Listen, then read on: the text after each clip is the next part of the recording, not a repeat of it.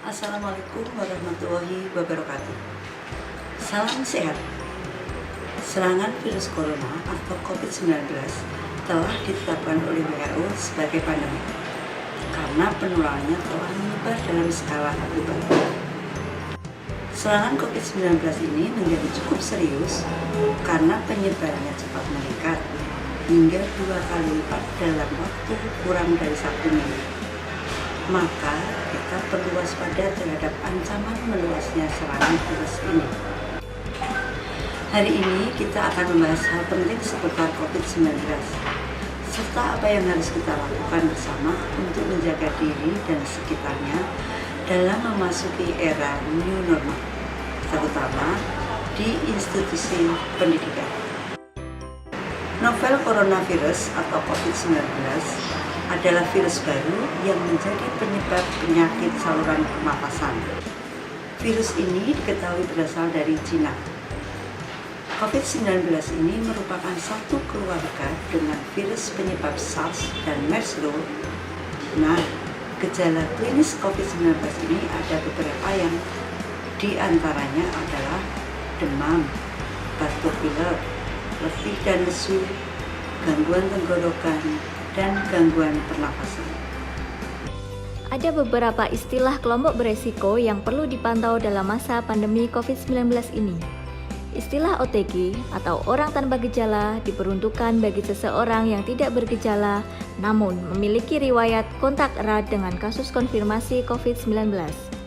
ODP atau orang dalam pemantauan adalah orang yang memiliki gejala COVID-19 seperti demam, sakit tenggorokan, atau pilek, serta memiliki riwayat perjalanan atau tinggal di wilayah yang melaporkan kasus transmisi lokal atau memiliki riwayat kontak erat dengan kasus konfirmasi COVID-19. Sedangkan untuk istilah PDP atau pasien dalam pengawasan adalah orang yang memiliki gejala COVID-19 seperti demam, sakit tenggorokan, atau pilek, serta memiliki riwayat perjalanan atau tinggal di wilayah yang melaporkan kasus transmisi lokal, atau memiliki riwayat kontak erat dengan kasus konfirmasi COVID-19 dan memiliki riwayat penyakit yang membutuhkan perawatan di rumah sakit. Berdasarkan data verifikasi Dinas Kesehatan Kota Semarang, kasus COVID-19 terus mengalami kenaikan. Karena itu, pemerintah Kota Semarang masih memberlakukan PKM atau pembatasan kegiatan masyarakat sampai batas waktu yang belum ditentukan. PKM adalah upaya kita untuk bergerak bersama melindungi diri dan keluarga dari COVID-19. PKM adalah senjata kita bersama untuk menghadapi new normal. New normal sendiri bukanlah keadaan yang kembali ke normal ya. New normal merupakan tatanan baru yang harus kita adaptasi bersama dalam menghadapi normal yang baru selama pandemi ini. Kita dapat beraktivitas kembali, tapi dengan protokol kesehatan yang sudah ditetapkan. Menjaga diri dan keluarga dapat kita lakukan dengan cara 1. Lebih sering mencuci tangan pakai sabun atau pakai hand sanitizer. 2. Konsumsi gizi seimbang. 3. Aktivitas fisik atau senam. 4. Mengkonsumsi suplemen atau vitamin. 5. Istirahat cukup. 6. Tetap di rumah dan menjaga jarak. 7. Menerapkan etika batuk dan bersin dengan cara menutup mulut dengan lengan atas atau tisu. Segera membuang tisu ke tempat sampah dan segera cuci tangan. 8. Tidak merokok.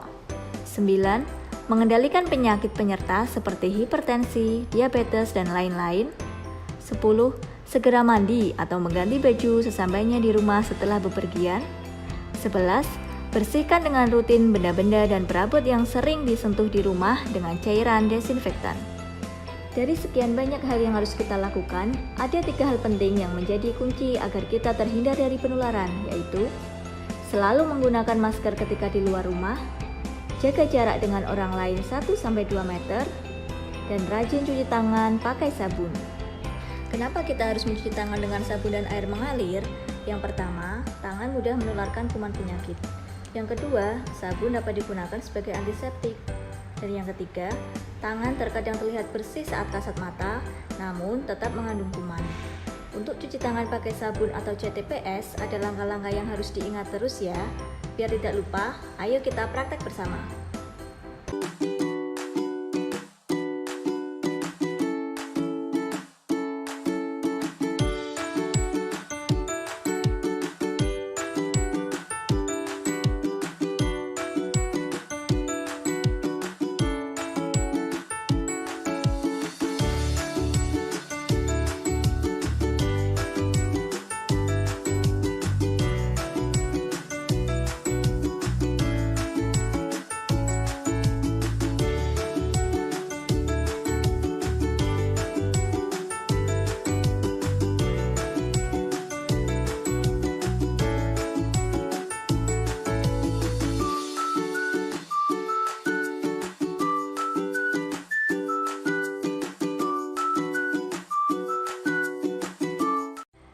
yang bisa dilakukan oleh institusi pendidikan untuk mencegah penularan COVID-19.